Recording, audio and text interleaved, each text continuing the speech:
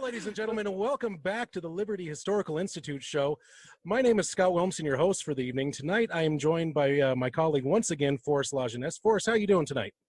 Good. How are you doing, Scott? You know, I'm doing fantastic. It's been another week in quarantine. It's been fantastic. It's been fun. How's your week been? You know, quarantine life's the best life. I've been going out and social distancing myself, waving at neighbors from afar. Well, that's good. Putting on my tricorps hat, walking around, and telling people the revolution's starting. The revolution's coming. Oh, man. Well, at least you don't have your phaser out there, but you could have your phaser set for fun.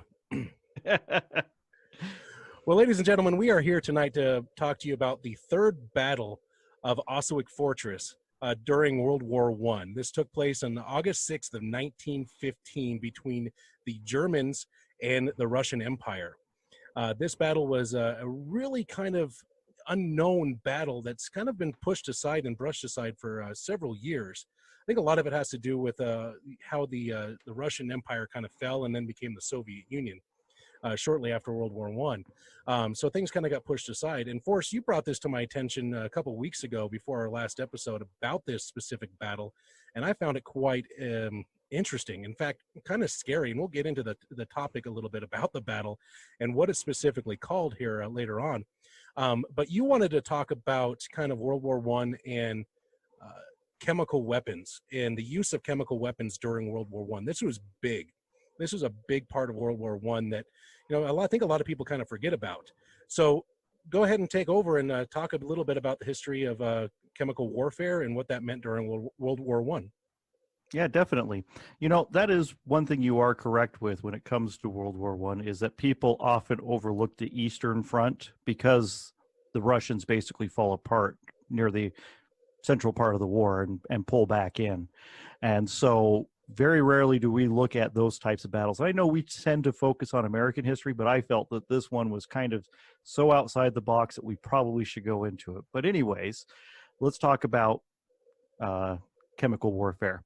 One of the things is that everybody is under the impression that the Germans were the very first users of chemical weapons.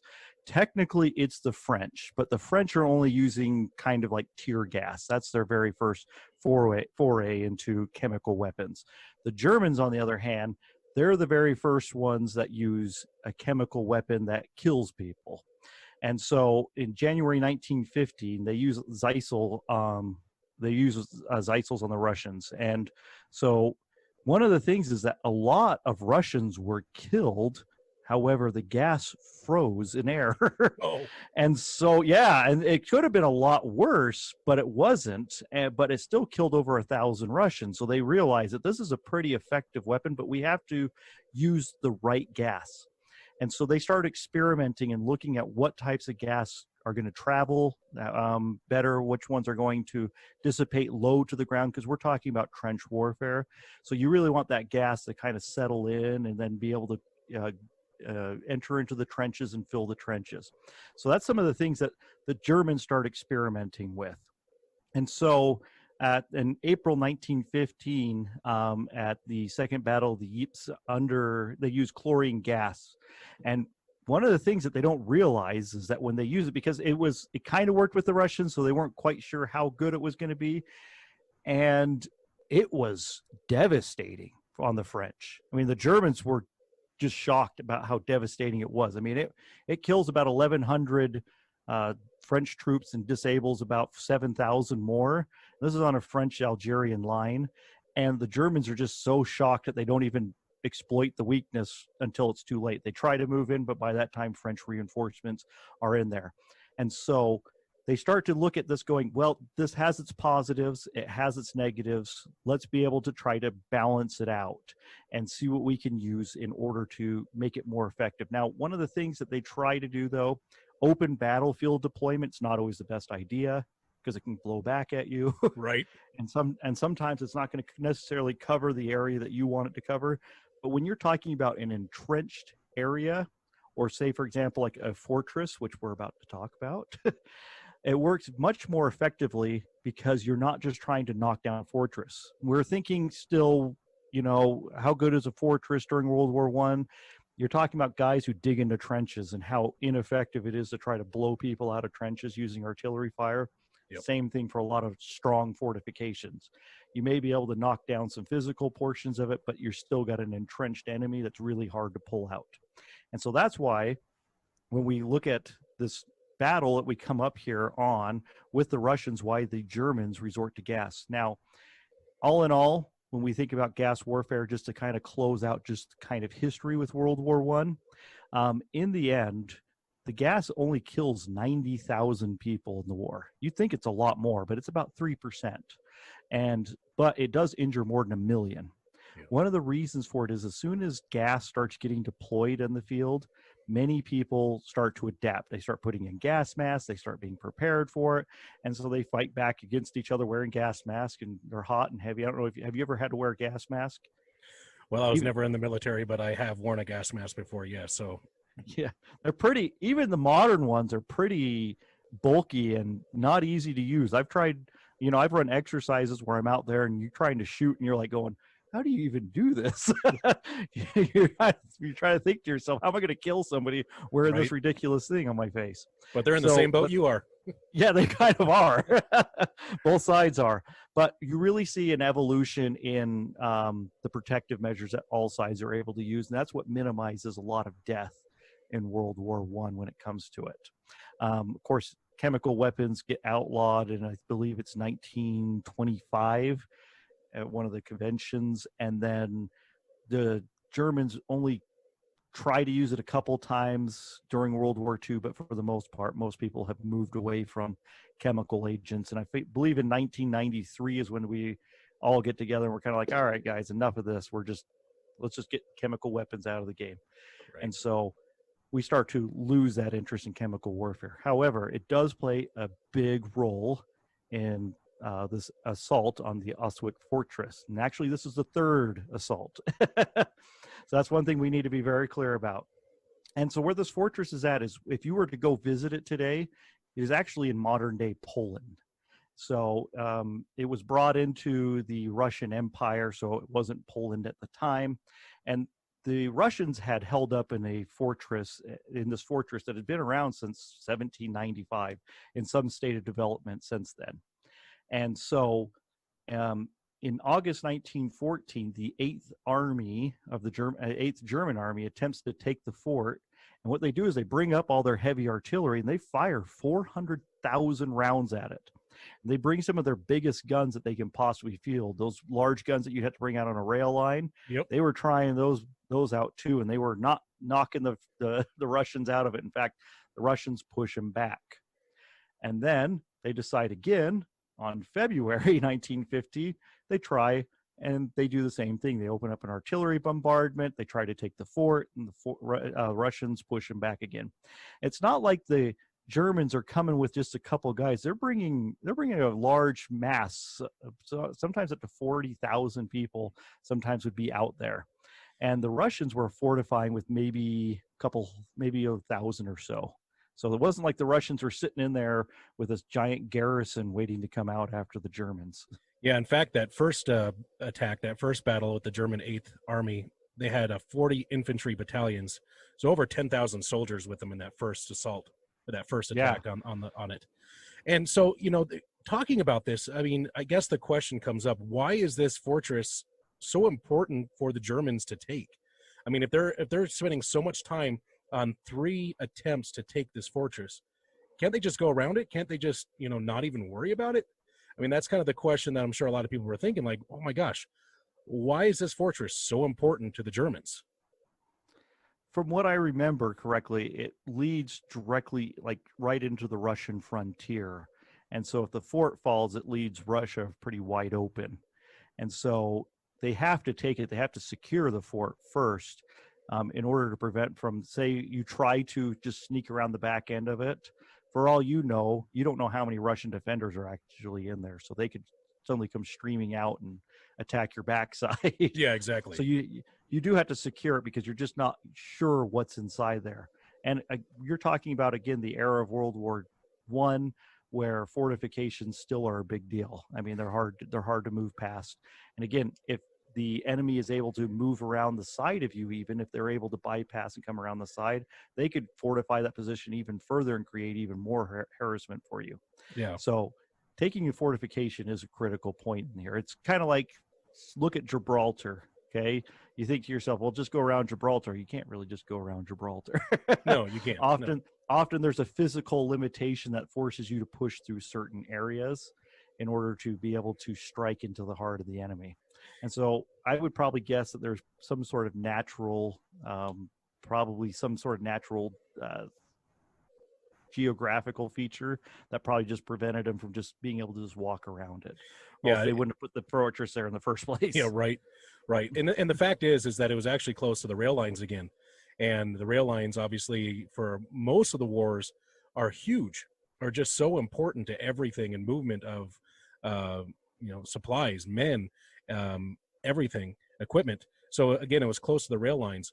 And this really hindered the Germans' advance into Russia on that Eastern Front. They wanted to get through that, and they wanted to bust through that middle portion of it and get through and into the Russian front that way. And failing twice really hindered it, because they had to end up keeping troops there and try to keep getting at it to knock it down or take it over, and really prevents the Germans from getting into Russia, which makes this very, very important on the Eastern Front to what occurs later on, and ends up happening with the remainder of World War I. Well, and even it's that age-old scenario: don't attack Russia, and nobody seems to ever learn this lesson. Well, I think that's 2 world wars the Germans, you think, would have learned by that. Nothing against any Germans now by any means, but 2 world wars back to back almost. Not exactly the greatest decisions in the world, but yeah, just kind of leave Russia out of it. Yeah, you just leave them on their own. But for some reason, they want Russia. I don't know. I mean, I guess they have good vodka. Yeah, that's true. Well, we can now go into where we're at with this battle in the third assault. Okay. During this time, you have the 226 Russian Infantry Regiment, which is stationed over in the fort on August 1915. So all you have is about 900 Russians facing about 7,000 Germans.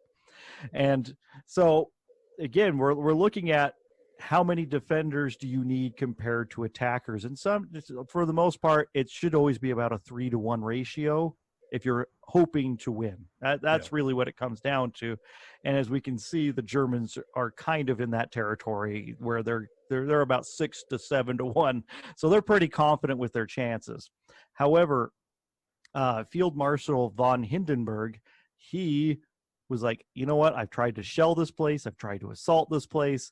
I've tried about everything I can think of from a traditional war standpoint. We're going to gas them.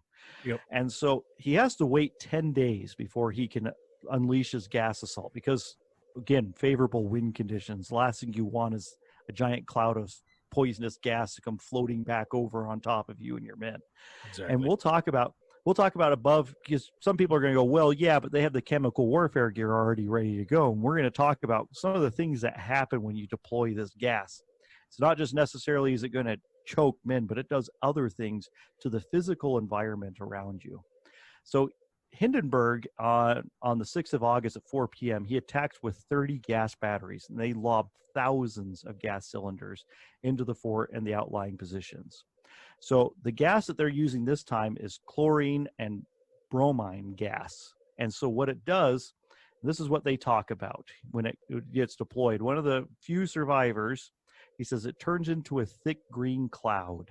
And he noted that the leaves on the trees turned yellow, curled up, and fell off. The grass turned black. The chlorine oxide turned everything made of copper green. So when you're thinking about that, that's a pretty extreme thing for a gas to do in a matter of a few minutes of going over the top of it. And imagine if you have anything that's copper, which you have lots of things in the military that's made out of copper, and it's turning green and it's wearing it out really quickly, you definitely don't want that sweeping back over to you. So what they talk about is to the other men, it looked like fingers of death, and it did indeed bring death to those it touched. So one of the things is, again, gas warfare, remember we just talked about this, is relatively new. And so the Russians themselves, they're not ready at all. They have no chemical warfare equipment. In fact, they talk about Even people within the fortifications themselves, they don't have proper ventilation systems that would have prevented the gas from coming in or allowing it to push it back out. Instead, their ventilation systems are just sucking the gas in. And so it's just inundating this fort. And pretty quickly, 3 of the 4 companies, the Russian companies, were dead. And the other thing, though, that occurs is that the air, they say, that day is very thick with moisture. Yeah. And another thing is that once it gets into the lungs, it combines with the water that's in the lungs of the Russian soldiers. So you're thinking about, well, what does this do to it? Well, it turns it into hydrochloric acid. So it's no longer just, oh, hey, here's some nasty gas that'll make you choke. You're breathing this in. It's going to start to dissolve your innards is what it's doing now at this point. Yeah, and I think that's the biggest thing is that it turns into that, and you're right, it's not just choking, it's basically dissolving you. You're dissolving from the inside out. And that is when I read that, I just had to take a step back and go, oh my gosh. I mean, just imagine the horror. I mean, it's one thing to be, blown up by, an artillery round. Okay, it's one thing to be suffocated by gas. Still not fun. But to have this happen in your body and in your skin, your lungs, I mean, just starting to basically melt, and you're melting from the inside out. And that just really, it's kind of sickening. So, take a second and think about that for a minute. It's horrible to think of what these men went through. And, we get to this point here in just a few minutes where, there are about 100 badly wounded Russian soldiers that are still alive at this point. And once the gas kind of dissipates a little bit, that's when the Germans decide to fully attack. Send it, von Hindenburg sends in the troops. He sends them in full force. And of course they come to the first area of the fort where, everyone was basically killed instantaneously with the gas, and they died.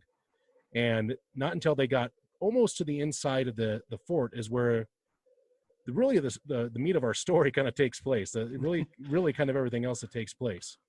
So Forrest, go ahead and explain what happens next. Yeah, definitely. So what happens is actually about 7,000 Germans go charging into it. And they got their bayonets ready. They're charging forward. They're yelling. They're ready to fight. They're ready to kill everybody. And the few hundred Russians that are left, they're lying there, and they're almost on the verge of just death. I mean, there's just hardly anything left of them. Their faces are melting because the acid is eating away at their faces. Some of their jaw lines are exposed. Some men have lost their nose at this point.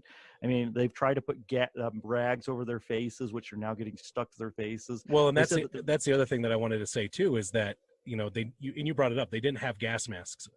Yeah. So they were using shirts. They were using cloth. They were getting them damp, either with water or urine, in fact, to use to cover their faces and prevent them from breathing in as much as they possibly could.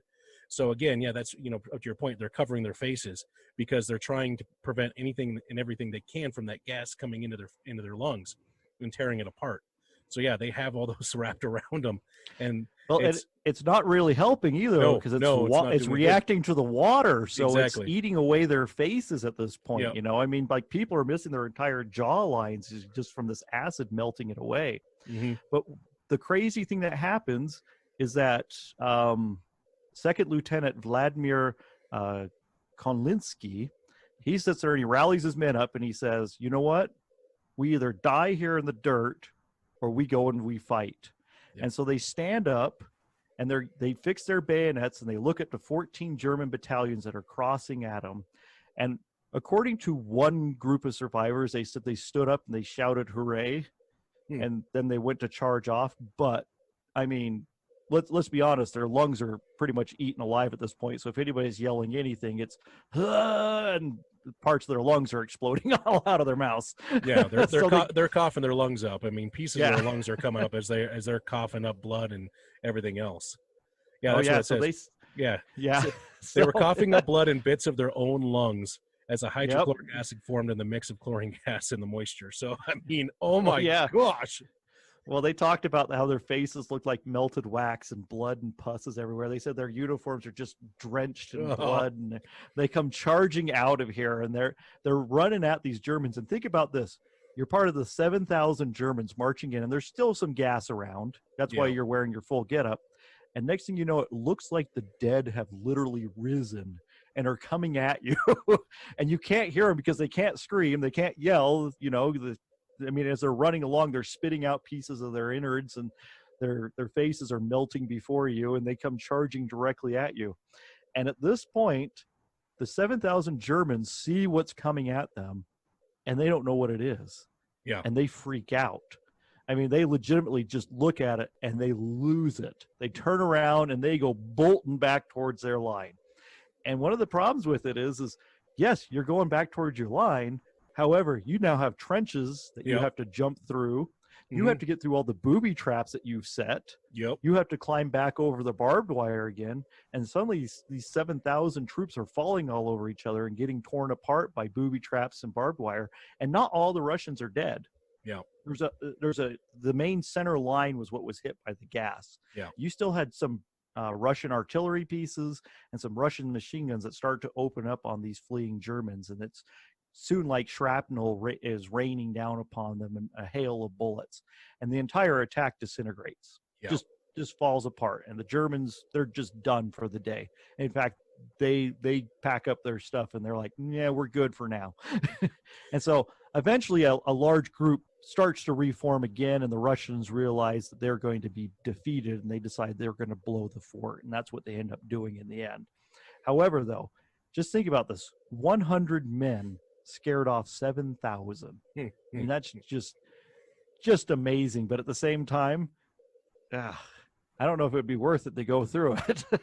No, by any means. I mean, and kind of like what you talked about in the wearing the gas masks. I mean, they're wearing their masks, and their vision's not very good.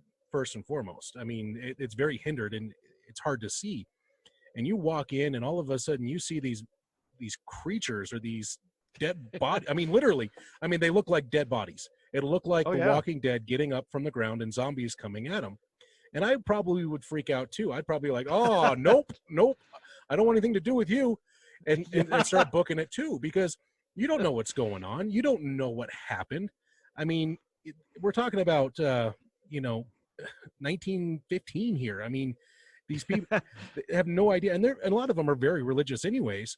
So you see a corpse getting up, and you're like fixing a bayonet and charging at you. Yeah, like, oh, Mother Mary, I'm sorry. Oh, and booking it back to your. I mean, I could, I mean, and that's what fascinated me so much about this battle force was that this was so strange in regards to this happening, because like the attack of the dead men. Like, were there dead people? And they're like, oh, I would freak out too. Looked like it that day. Definitely did. And, you can Google search the Attack of the Dead Men and see some of the artists' renditions of what happened and what occurred, and how this, turned men into these zombie-looking creatures, basically. I mean, obviously there's no real photographs of it, but it's just freaky in all measures. And then the Germans running back to their line, like you mentioned, that they're hitting their own booby traps. They're going through and getting caught on their own barbed wire,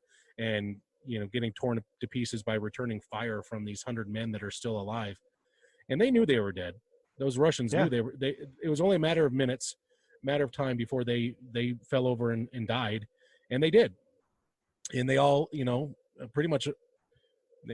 I think there were a few survivors from it, but other than that, I mean, they all pretty much died. And I mean, when you think about the severe damage that they went through, I mean, the likelihood of survival was very low.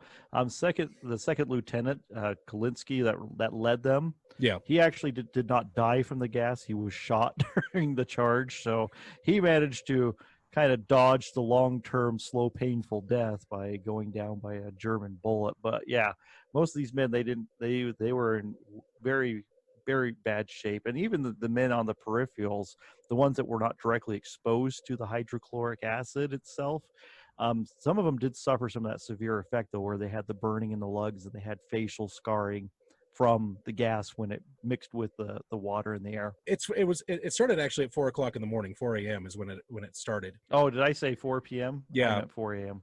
Which is, at You that didn't time want of to attack in the middle of the night. No, you didn't. But I mean, these men are out, and it's August, so it's hot. It's probably pretty decently humid in Poland, I would assume. And morning is here, and things kind of settle down. The moisture falls and kind of settles a little bit, so there's probably a lot more moisture in the air, and you're breathing that in. And when you start to panic, you start to breathe heavier. You start moving faster. You take in more oxygen to kind of help your body through that fight or flight type of panic mode. So I mean, I'm not a scientist, I'm not a doctor by any stretch, but that's my assumption, is that they obviously were just breathing in the regular air, the moisture in the air, and that was helping them breathe in the gas a lot faster, because they were moving and they were panicked, and they were frightened and scared and trying to take cover and do whatever they could. So that's the only thing I can come up with in regards to why the moisture in their lungs too is just a natural occurrence of the atmosphere and the weather conditions of the time. The attack of the dead men. Pretty strange. One of those weird stories that come out of history. It's always fascinating to look at. And so even if we were to say, well, what would happen to him with a modern military, it might just go the same way, because I'd probably be terrified if I would have saw that and been like, yeah, I think I'm done for tonight. I'm going to take my toys and go home. I think it's just a superstition all around. Like I mentioned earlier, 1915, you mentioned it just here as well, that, the Germans, why didn't they come back and why didn't they attack? Like, there wasn't that many of them. Why don't we just wait it out? Why don't we just hold off and see? But think about it. You all of a sudden you see these dead people rising from the ground. You don't know what the deuce is going on in the castle. You're like, well, you don't know if there's more of them. Yeah, that's the whole thing. Yeah, or they're all coming out of the ground. We killed them with the gas, and now they're coming after us and they're shooting, and no, it's crazy. And the fact is that it's really kind of unknown, this battle. I'm glad it's kind of finally starting to get back out there, and people are starting to learn about this. And that's why, I think it's a great topic for tonight to talk about, because it's such a unique story. It's a forgotten story. And, Russia really didn't want much to do with World War I after they became the Soviet Union, and they overthrew the Tsar, and that all changed. And now that it's not that Soviet state anymore, that Soviet country, or the communist country, stuff in their history for World War I is starting to come back out and kind of really come to the forefront of what's happened and what history is there for World War I. And this is amazing. This is just an amazing story that I'm so glad we had a chance to talk about. Well, there is one of the reasons why it's even come to some people's attention is because there's where are they from? They're a Swedish heavy metal band called Sabaton. Yes, and they sing songs about famous historical battles. That's what their whole lyrics are based around. Yeah. And they do have a song about the attack of the dead men. So some people have gotten interested in history or historical battles solely based upon this band and their musical lyrics. So if you're a music lover of heavy metal genre, maybe you should check them out, and you might find some music you like. Well, and I think a heavy metal band, but also someone who likes history, because they do have quite a bit of, most of their songs are regarding these historical battles. And that's kind of what, we're talking. I look forward to having more of these conversations with you, Forrest. I know we have some others that we want to work on and talk about as well. So, Forrest, thanks for bringing this up. Thanks for bringing this to our attention and talking about it tonight. I definitely really do appreciate it. Folks, I'm Scott Wilmson for Forrest Lajeunesse. Thanks for tuning in and listening to the Liberty Historical Institute show. Have a great night.